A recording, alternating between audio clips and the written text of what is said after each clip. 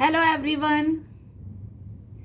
आज हम करेंगे हमारे चैप्टर द रीजनल किंगडम्स 1 का second part. Prithviraj Chauhan defeated Mohammad Ghori in 1191 in the first battle of Tarain, a place about 80 miles from Delhi, but he committed a grave mistake of not freeing Punjab from the Ghurids. As a consequence, Muhammad Ghori attacked the very next year with due preparation and defeated Prithviraj Chauhan in 1192 CE at the same place.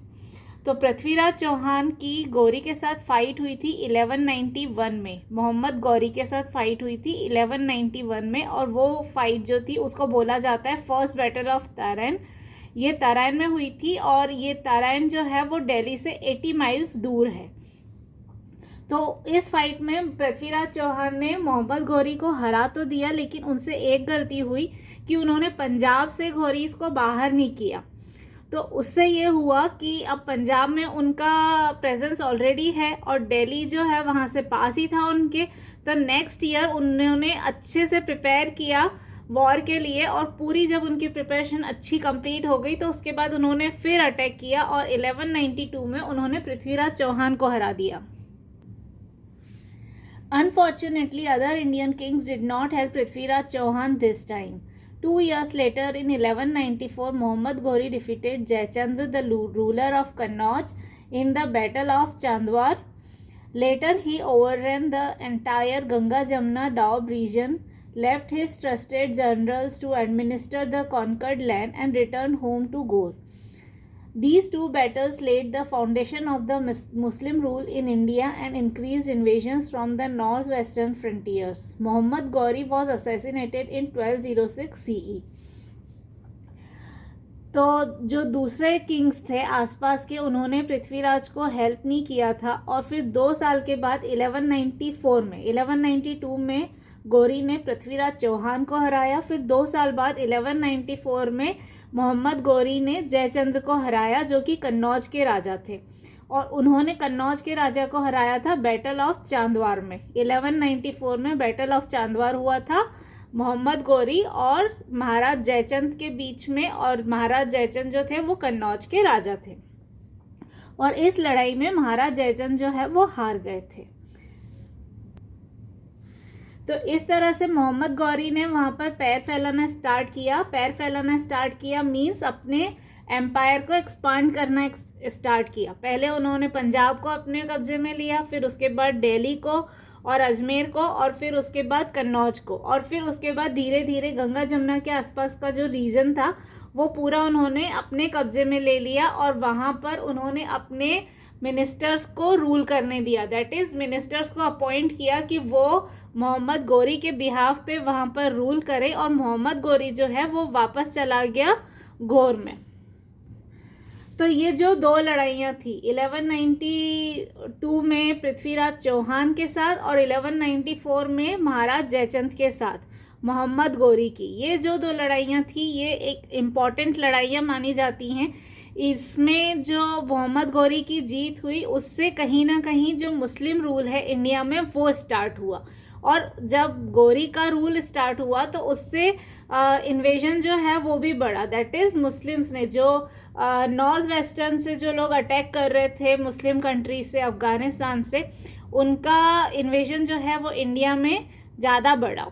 और मोहम्मद गौरी जो है उनकी death हुई थी 1206 में। तो उनकी death कैसे हुई थी? वो नेचुरल डेथ नहीं थी, actually he was assassinated. Prithviraj Chauhan ने मोहम्मद गौरी को मार दिया था। मोहम्मद गौरी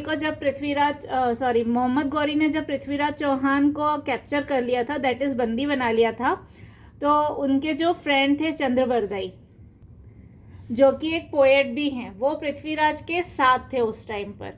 तो जो मोहम्मद गौरी है उसने पृथ्वीराज चौहान को अंधा कर दिया था, और पृथ्वीराज चौहान जो है उसके पास एक ये कला थी कि वो बिना देखे धनुष बाण चला सकते थे। उनको सिर्फ वो आवाज़ सुनकर वो ये अंदाज़ा लगा सकते थे कि उनका टारगेट कहाँ पर है, और वो उस पर अटैक कर सकते थे। तो जब मोहम्मद गौरी को ये पता चला कि पृथ्वीराज में ये टैलेंट है तो वो उसको देखना चाहते थे, और उनको ये भी पता था कि चंद्रबरदाई जो हैं वो बहुत अच्छे पोएट हैं, तो उन्होंने बोला कि पहले चंद्रबरदाई जो हैं वो एक पोयम सुनाएंगे और उसके बाद पृथ्वीराज चौहान जो हैं ये तीरंदाजी करके दिखाएंगे। तो जो चंद्रबरदाई थे उन्होंने जो पोयम कंपोज की, उस पोयम में उन्होंने पृथ्वीराज को बताया कि एग्जैक्टली मोहम्मद गौरी की पोजीशन क्या है, वो किस जगह पर बैठा है, कितने डिस्टेंस पर बैठा है, एग्जैक्टली कौन सा डायरेक्शन और कितना डिस्टेंस। तो जब पृथ्वीराज चौहान को उसने बोला कि तीर अंदाजी का आप कमाल तुम दिखाओ कि तुम बिना देखे कैसे तीर चला सकते हो, तो पृथ्वीराज चौहान ने मोहम्मद गौरी को ही मार दिया।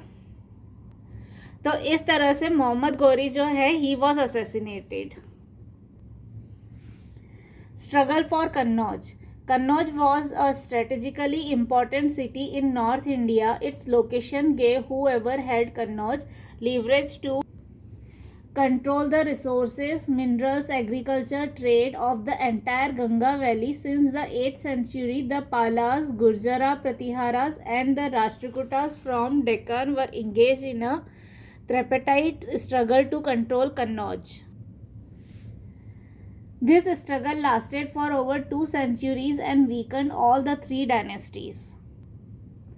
अब जो कन्नौज था उसकी लोकेशन जो थी वो मैप पर काफ़ी स्ट्रेटेजिक थी। If you can see, this is the map of India. ये इंडिया का सदर्न बॉर्डर है और ये इंडिया का नॉर्दर्न बॉर्डर है। यहाँ पर if you can see in the image, तो यहाँ पर राष्ट्रकूटास का राज था, यहाँ पर प्रतिहारास का राज था और यहाँ पर पाला का राज था, और यहाँ पर बीच में लोकेटेड था कन्नौज। तो कन्नौज जो था उस पर जिसका भी राज रहेगा उसको पूरा कंट्रोल मिल जाता था रिसोर्सेज का, मिनरल्स का, एग्रीकल्चर का और ट्रेड का, इस पूरे गंगा वैली रीजन में। तो 8th सेंचुरी से लेकर ही कन्नौज को लेकर हमेशा लड़ाई चलती रहती थी इन तीनों डायनेस्टीज़ के बीच में, प्रतिहारा, पाला और राष्ट्रकूटास के बीच में।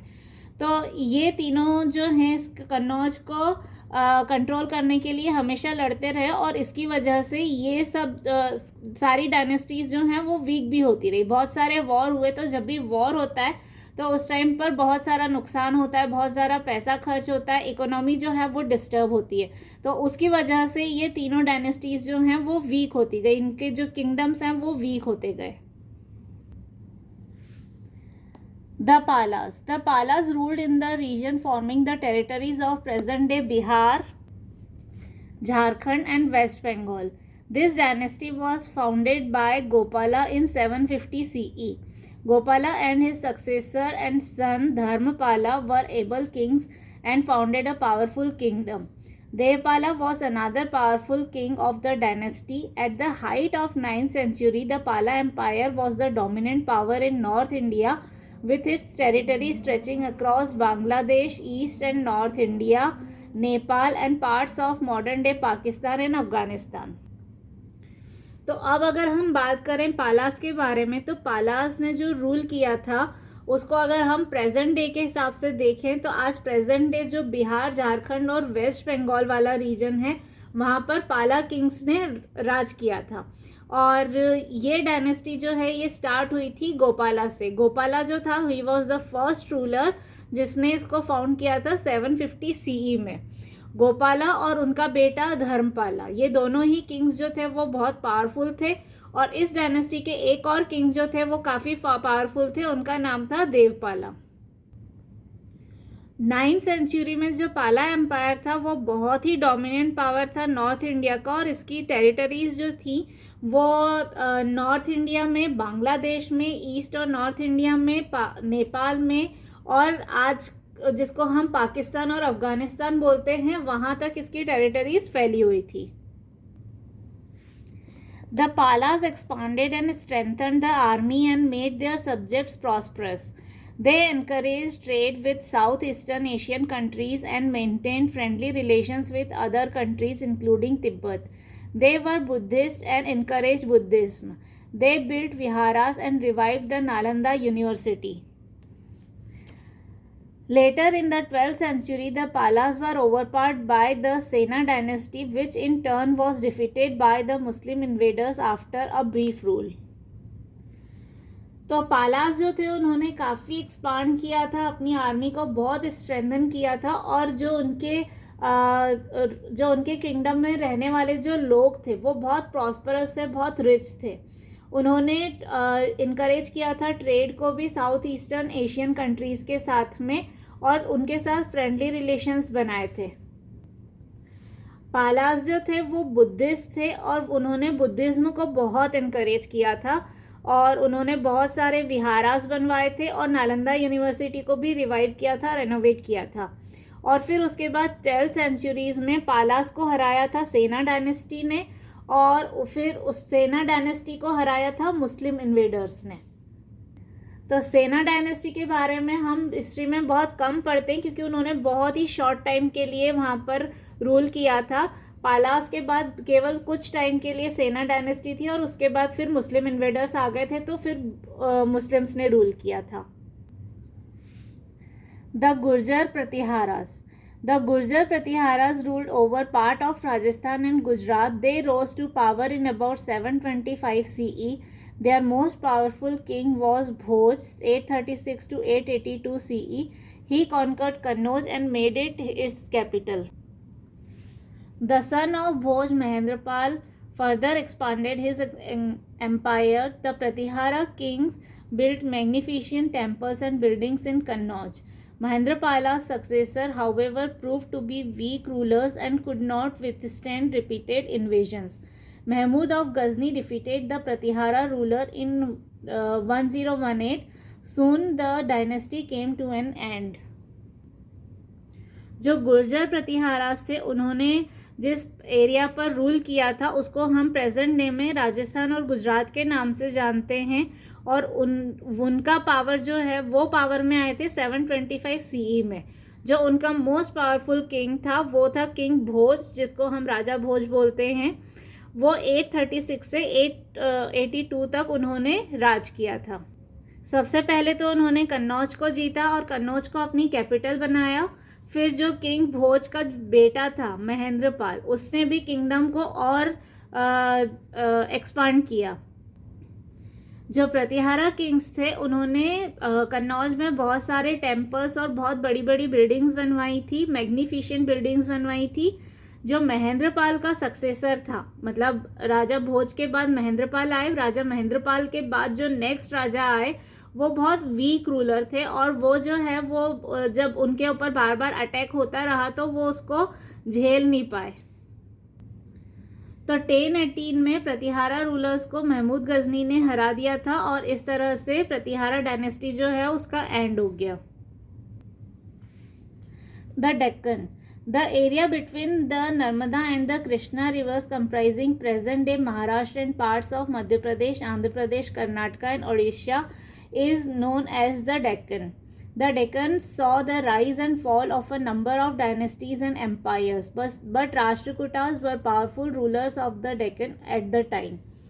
तो डेक्कन जो है वो नर्मदा और कृष्णा रिवर के बीच का रीजन है। अगर हम प्रेजेंट डे इंडिया की बात करें तो महाराष्ट्र और मध्य प्रदेश, आंध्र प्रदेश, कर्नाटका और उड़ीसा के कुछ पार्ट्स जो हैं उनको बोला जाता था डेक्कन।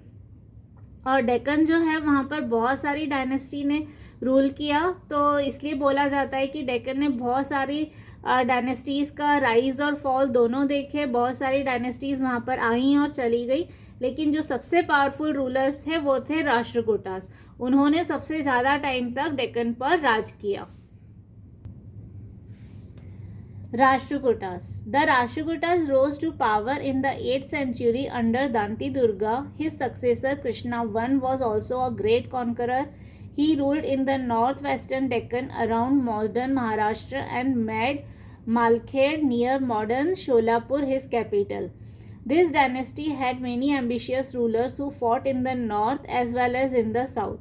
तो राष्ट्रकूटास जो थे वो पावर में आए 8th सेंचुरी में, और वो स्टार्ट हुआ था दांती दुर्गा से। तो जो राष्ट्रकूटास डायनेस्टी के जो सबसे पहले पावरफुल किंग थे वो थे दांती दुर्गा। उसके बाद आए कृष्णा I, वो भी एक बहुत ही ग्रेट किंग थे और उन्होंने भी काफ़ी कॉन्कर किया था।